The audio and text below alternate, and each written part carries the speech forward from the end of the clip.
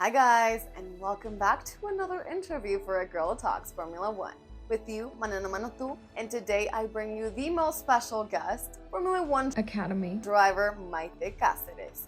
She's the only Latina currently racing for the category, and she is no stranger to motorsports, with her dad, Fernando Caceres, rallying, and her brother, Juan Ignacio Caceres, having tested for Minardi. She didn't start so long ago, but the rewards have been showing in her achievements. It was actually a Formula One driver, the one that motivated her to actually pursue her career in motorsports. And despite having tested for W Series in 2022, Maite Caceres made it to Formula One Academy in 2023.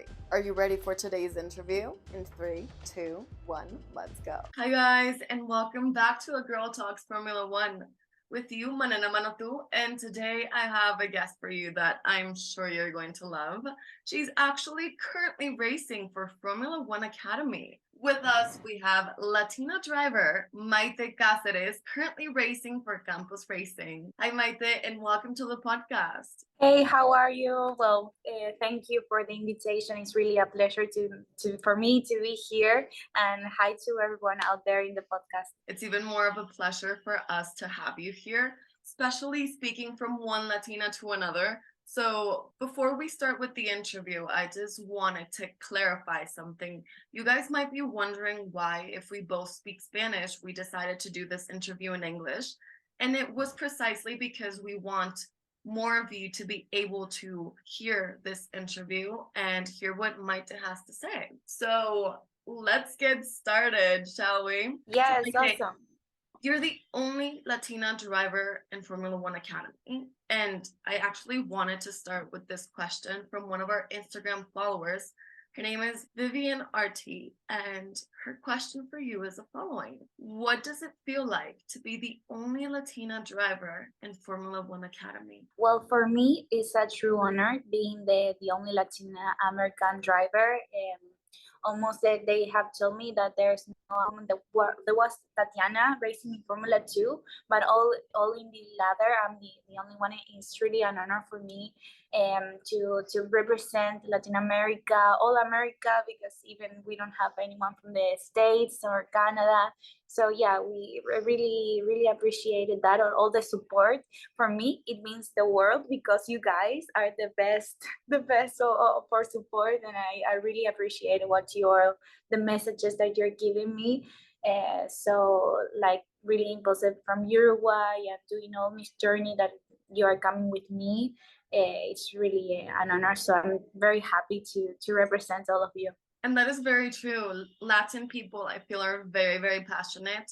And it's more like a community. I feel that it happens in which, for example, I'm Mexican.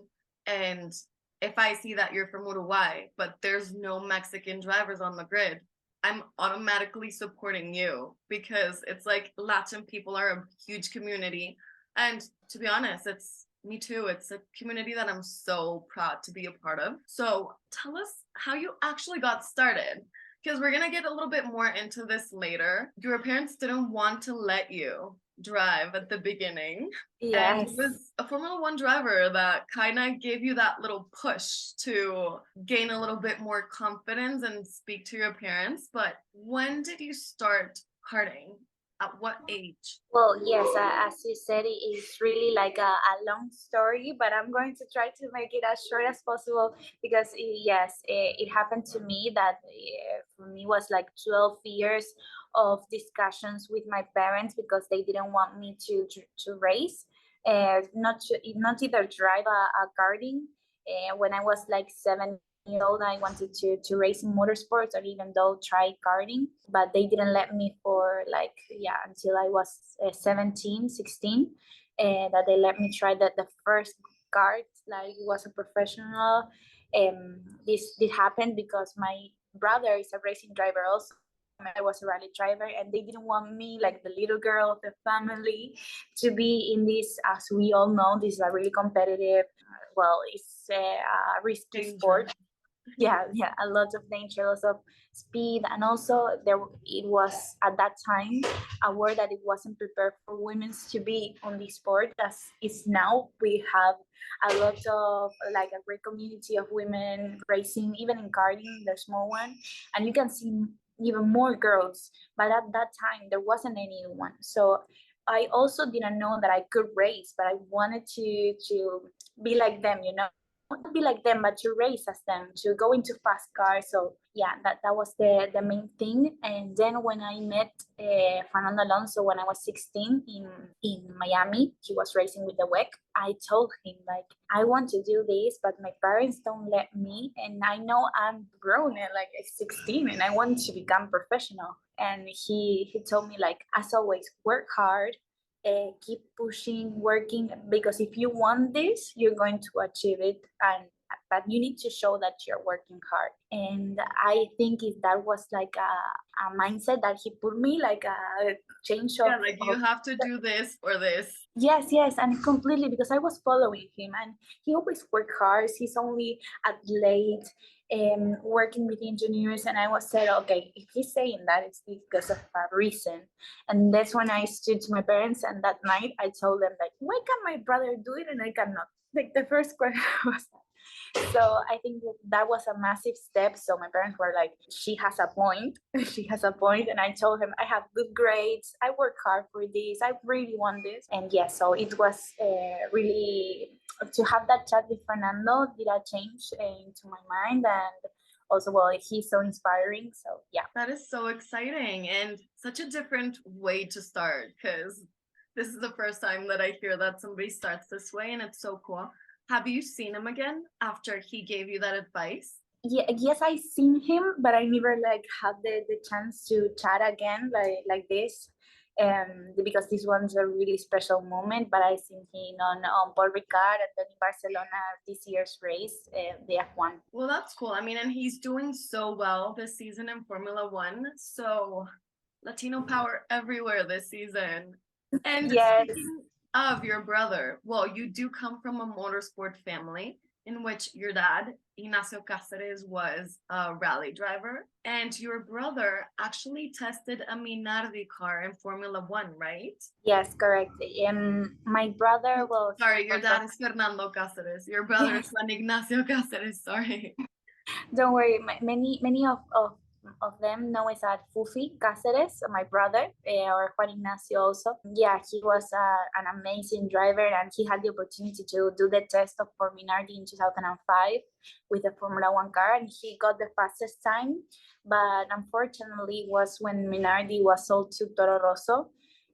So he couldn't get the chance because he had a contract and everything to race next year in Formula One. So I think for my family was like a really, a really hard time, because you achieve all these years. Like for me, he so young, he started racing when he was 7 probably, and he got there into Formula One, and then they told you, no, you can't race because we saw the Scuderia. So it was really hard for us, and I think that is also part why they don't want me to race, because of the highs and lows. There's more. It's not normal that in Formula One that one guy is always winning. Usually you don't get the chance to win a lot. It's more that the ones that you don't win that you win. So it's a hard sport that you need to be prepared and to know your objective. Yeah, that's true. It's such a hard sport. And like you said, you do get much more rejections than you get like wins, let's say. But yes, I mean, it makes sense why your parents didn't want you to do it, but we're also glad that you eventually ended up doing it, because you are such a promising talent. I mean, in 2018, you were actually the sub-champion, the karting sub-champion in your country, right? Yes, it was. Well, I started racing in 2019. So on the next year, I did 4 races in karting, and then 2020 was when I did my first championship of karting, and I was vice champion in DD2. And as soon as that, in 2021, I jumped into formulas, the Formula 4 in Uruguay. That's when I got on my second race podium, then on the third also. And that, I think, it was the change, because I only had 1 year of karting, 1.5 years of karting. And that is when the W Series saw that, and they want me to test into the Formula 4 next year in 2022. That it was last year. And I did the driver selection test. It was good. The performance was good, but I also didn't have the experience as the other So they asked me to do like a Formula 4 season, a proper one in the States or even Europe. So I got the chance to go to the United States to do the Formula 4 US Championship with International Motorsports, and that's when I finally got here in 2023. I know, you actually stole that question away from me.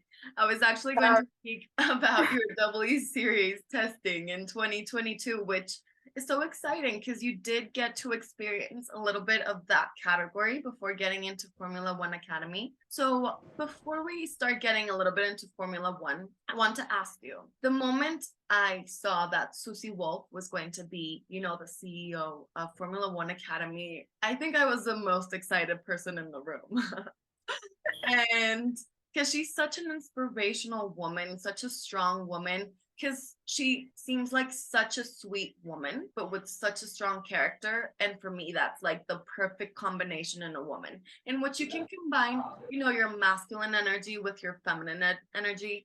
So have you met her? And if so, tell us a little bit about her. Well, it's exactly like you're describing her. Like I can never imagine like a racing driver with that characteristics, and it was her. And when I met her, I thought at the beginning she was a little. I thought, well, okay, she was going to be a little tough, like other drivers that I met, like women. So I was really not threatened, but I was Like intimidated. yeah, a little nervous. Like, okay, I'm going to meet her, and it was we had a meeting in I see her in Red Bull Ring, the second time, but the first time was in the test series that we did in Paul Ricard. We had a meeting with everyone, and she said such inspirational words, and she told us about how was her journey and the challenges that she faced, because remember that her did all what she did with no help.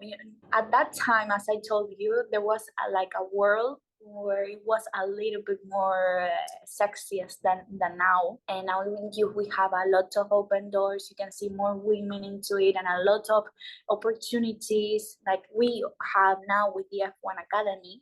But at that time, she was really pushing herself with all this money in the formula, and then stepping into the Formula One with Williams, doing the testing. So it's really inspirational that she is in this series, and she's not only thinking about now, she's thinking into the future, for the future generation. And I think that is the most amazing part about this category, and me being able to be part in the beginning, it's truly an honor, and I cannot wait what we can do in the future, really. Yeah, and what you said is so true. I remember I heard her interview for Beyond the Grid in the Formula One podcast, and it was so inspiring because everything you just said, she did everything on her own. She would look for her own sponsors. She would look for her own opportunities. And before Jamie Chadwick a couple of years ago, she was actually the last woman to do anything regarding Formula One, in which she tested precisely for Williams in 1994. And then thankfully Jamie Chadwick came. But what is your highest goal that you have in the sport? For me, without a doubt, is Formula One. Like I cannot think about anything else when I find like a goal or an objective that I found myself. I know it's tough. I know that we need to make our way. It's not that we are going to have everything like, okay, you enter Formula One with nothing else. No. We need to push ourselves. We need to be in the same physical conditions as the drivers here. You need to have the experience and everything. I don't want anything that is going like given to us with no effort, because there's a lot of drivers that want to be there and they got their way into there. So I think if we had the same opportunities, we can arrive there. So I want to work hard to get there. And yes, for sure, Formula One. I cannot also stop thinking about Indy. I really like Indy. So in right now. And I was in the US, so I was racing in those tracks like Road America, Mid Ohio. I cannot name it all, but they were freaking amazing.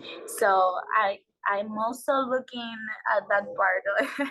Yeah, it's exciting as well. And it's good that, a woman that used to be in a category for women is now in Indy. So she's kind of opening the path for other women from the Formula racing environment to enter Indy as well, right? Of course, and Jamie Chadwick is doing so well in Indy Lights, and I think also being here in Europe is a different level that is the highest of all. Now that I'm experienced that coming from the States and from Latin America, is really like I'm doing like really big jumps uh, into motorsports, but I am enjoying the challenge. It's really difficult to get the funding, as we all know in Europe. It happens to all of drivers that we come from Latin America. It's like the most difficult part, but that's why I'm not closing doors, and I have like this objective and I want to work hard for it, get the sponsors, get the track time that is really important,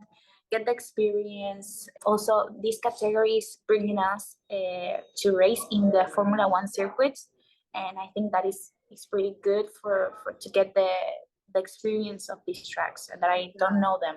100% agreed. And like you said, you've been through so many jumps so fast, and you've been through it all. Like you've raced in Latin America, in the US, in Europe. Like at this point of your career, you're the highest you can be today.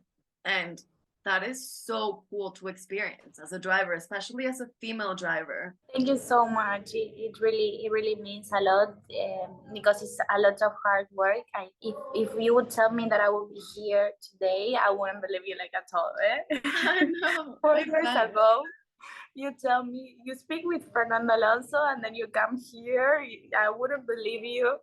But I'm really grateful for this opportunity, and that's why I want to maximize it 100% that I can to 100%.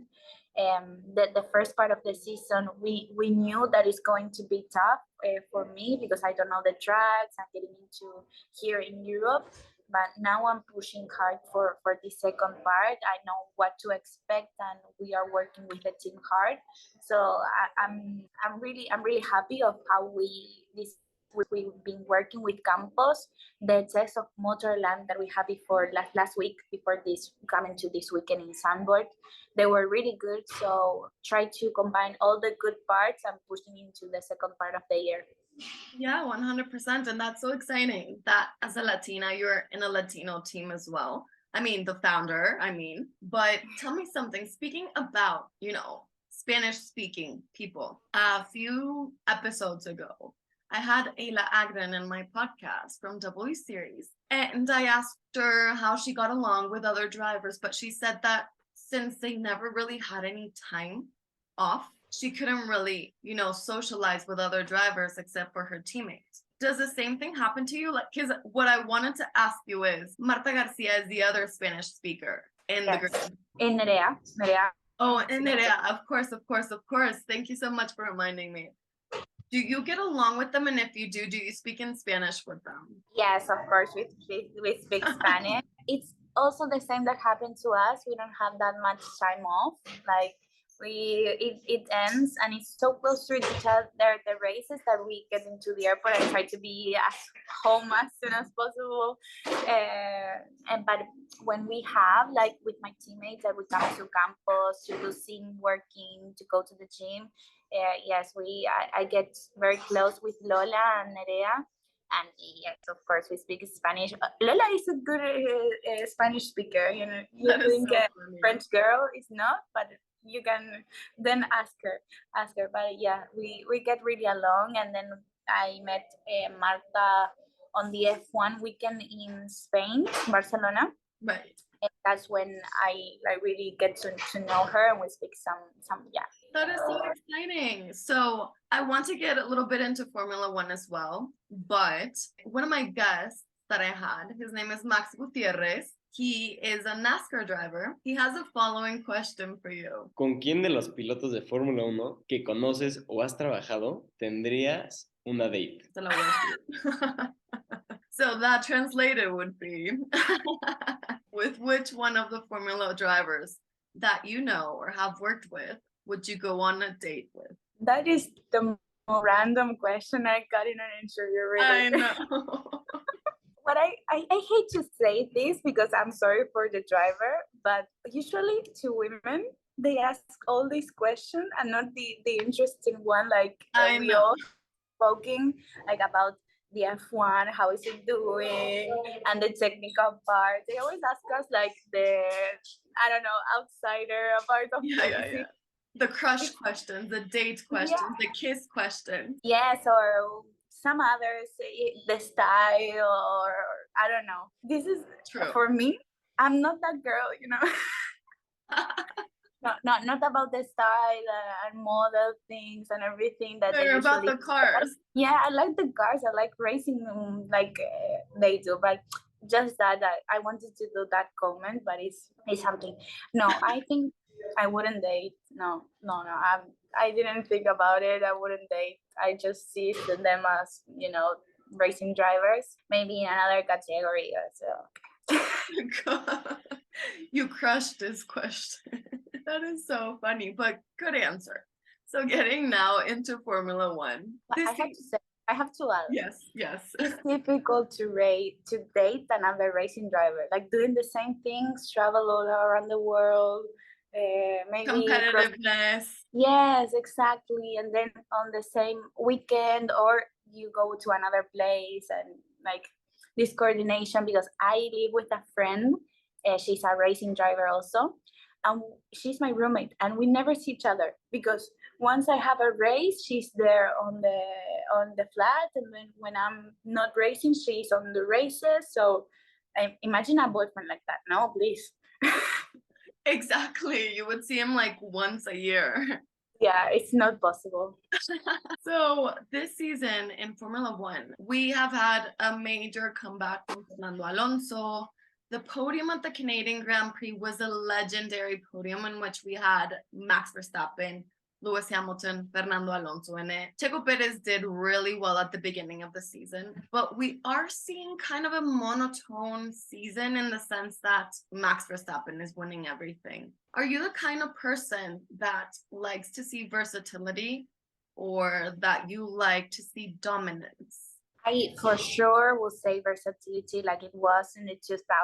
Well, 2000 no, but a little bit later. What I like to see is good racing. I don't care if the final result is then like, but if it was like a good battle, and like the Canadian almost showed like it was going to be a good battle, but it was really the race monotone and a little bit boring. That is what the midfield was good racing really, but the top three, if we are talking about, I don't care about the final result. Obviously, I want to see Fernando Alonso win.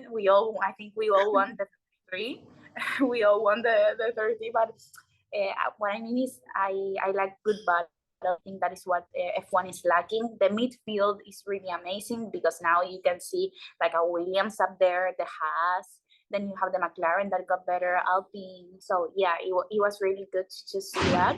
But still, we are missing of great battles for the win. And I think that is so true. That's something that I'm hoping that with the upgrades of the Mercedes and Aston Martin, and then hopefully Ferrari also, we can have a little bit of a change in volume. Yes, absolutely agreed. Especially like in that era where Jenson Button won and Kimi Raikkonen won and Fernando Alonso won their championships. I think that was the era with some of the most versatile years in Formula One, and that was really exciting because you never knew which driver was going to win next year. And yes, exactly.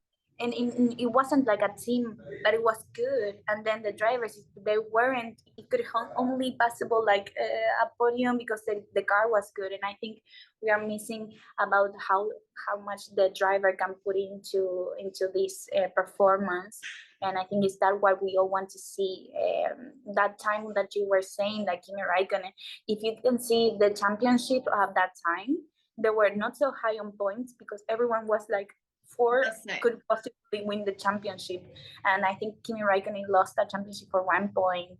Alonso almost the same in 2012. Like, okay. So you're thinking of all of that and you say, come on, we are missing those parts.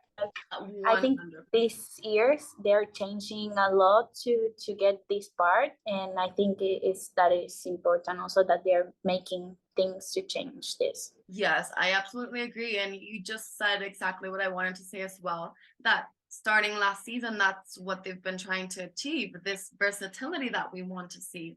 But there's two factors that come in mind that I think are very important to highlight. Number one, I mean, I don't really think that Red Bull is necessarily the best car, but they do have the best engineers. So that makes it the best car, you know?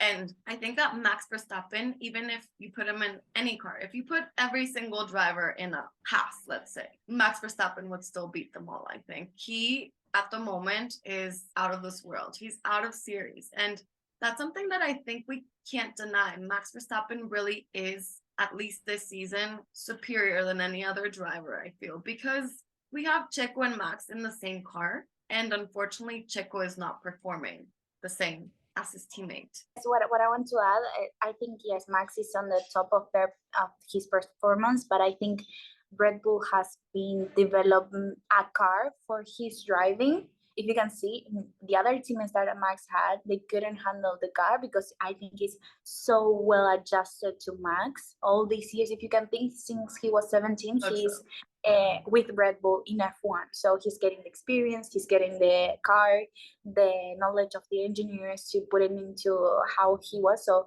now that he has experience, the maturity to do, you can see that amazing driver.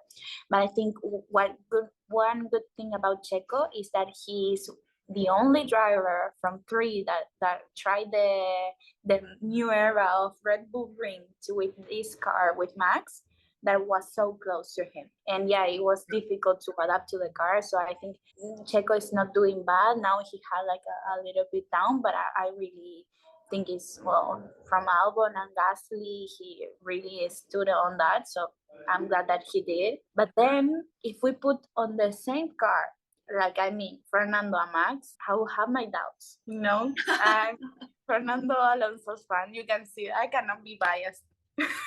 I know. But you're so right. I love that you touched that point.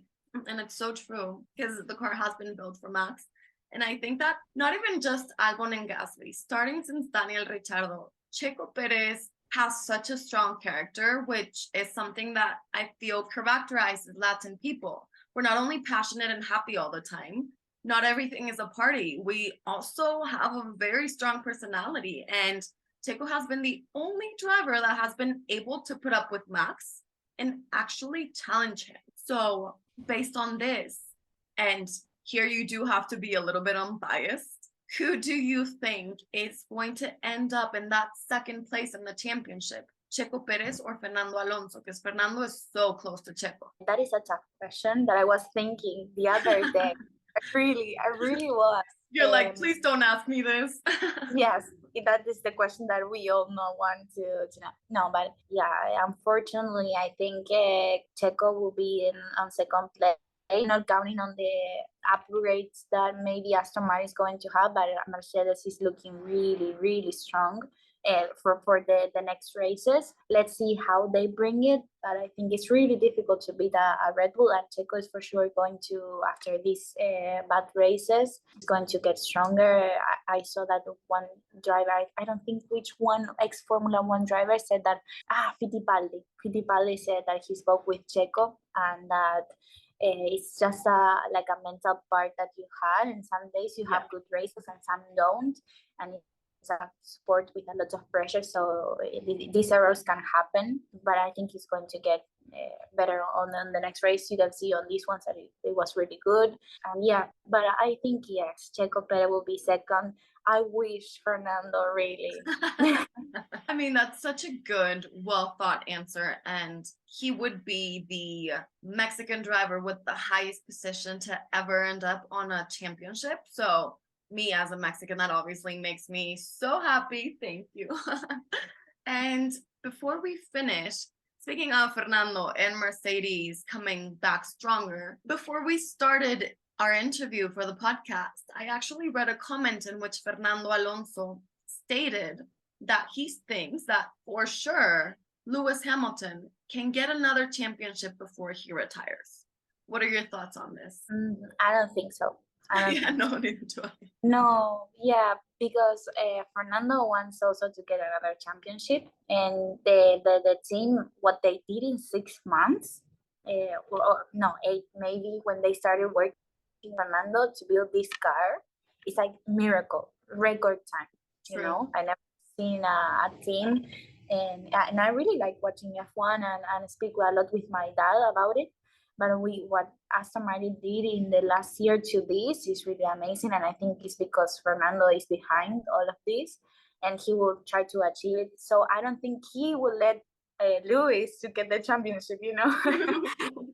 I'm not saying that he's not capable, but Mercedes they need to do a lot of work.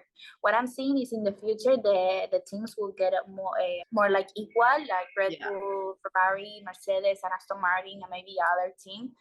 So it will be tougher to get the championship, and whoever gets the championship, I think is going to be driver, not cars anymore. That is what I'm seeing in the future, but we don't know. Yeah, that's what we want to see. Driver, Yeah, not the car. True. That is what we all want to see. Yeah, because I don't think Max Verstappen has many years left in Formula One. I feel he's so focused on his new family with Kelly Piquet that I think he might retire in like the next 3-4 years probably. So that will be exciting times for Formula One. Yes, no, I think he's a little bit tired of all the same, but maybe as soon as he gets another challenge, maybe he will say every year is different for any driver. 100%. Maybe he's fighting a lot closer with Fernando and Luis. He will get this is adrenaline pure, and you're not you miss the championship for point. No, I'm going for revenge for the other one, and then I win, but I want another one. It's never ending. He says that, but I don't think he's going to retire any sooner. We'll see what happens. Maite, it was such a pleasure having you here on the podcast. You are such a sweet girl and so talented. So we obviously wish you the absolute best in this first season in Formula One Academy. Thank you so much for being here. No, thanks to you. It was really a pleasure. I have to say, one of the best interviews I had. I really don't say that, but I really loved it. And you asked me different things like I was saying, know who I was saying. From a woman to a woman. I absolutely understand.